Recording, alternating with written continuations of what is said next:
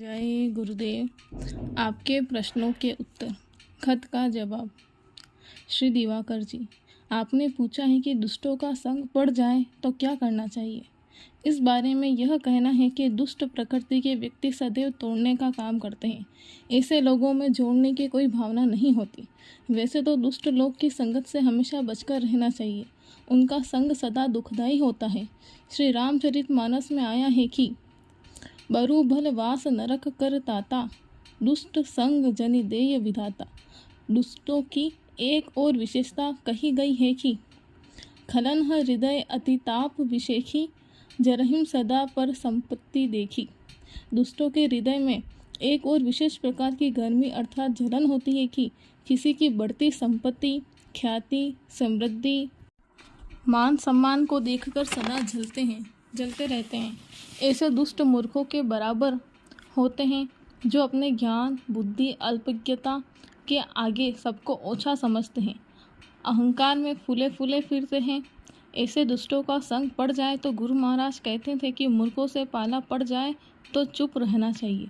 बुद्धिमान की बुद्धिमत्ता, होशियारी यही है कि सामने वाले की दुष्टता का असर अपने ऊपर न आने दे, सहन करके अपने समय को पार कर ले, अपना समय परमार्थ में लगावे, यही अच्छा रहेगा। श्री नंदलाल जी, आपके सामने बहुत सी समस्याएं खड़ी है। रात दिन उसी उधेड़ बुन में पड़े रहते हैं। भजन ध्यान भी छूट जाता है। यह आपके परमार्थ और भक्ति के लिए अच्छा नहीं है। यह संसार कर्मों के लेन देन का है। संसार से बचकर रहना चाहिए। कोई ऐसा काम नहीं करना चाहिए कि अपना भजन प्रभावित हो। अगर भजन छूट गया तो इस नुकसान की भरपाई कर पाना असंभव है। भजन में सब कुछ मिल जाएगा। परम पूज्य बाबा जय गुरुदेव जी महाराज ने कह रखा है कि आगे बहुत खराब समय आ रहा है। मेरे संदेश को घर घर में जल्दी जल्दी पहुंचा दीजिए। जो बातें मान लेंगे उनकी रक्षा हो जाएगी, वरना शाह इनायत नामक फकीर ने लिखा है कि जितने हैं पापी कुकर्मी दुनिया से जइहे हेराए। अर्थात आगे ऐसा समय आ रहा है कि जितने भी पापी कुकर्मी जीव हैं वह सब साफ हो जाएंगे। अपने आप में लगे रहिए, भजन में अधिक समय दीजिए, उसी से कष्ट और तकलीफों में कमी आएगी। विपत्तियों का एकमात्र इलाज है भगवान का भजन। गुरु महाराज की अमर वाणी है कि देश व दुनिया में भारी परिवर्तन होने जा रहा है। महात्माओं ने कह रखा है कि आगे इतना भयंकर समय आ रहा है कि गांव के गांव खाली हो जाएंगे और 15-15, 20-20 कोस पर चिराग दिखाई देंगे।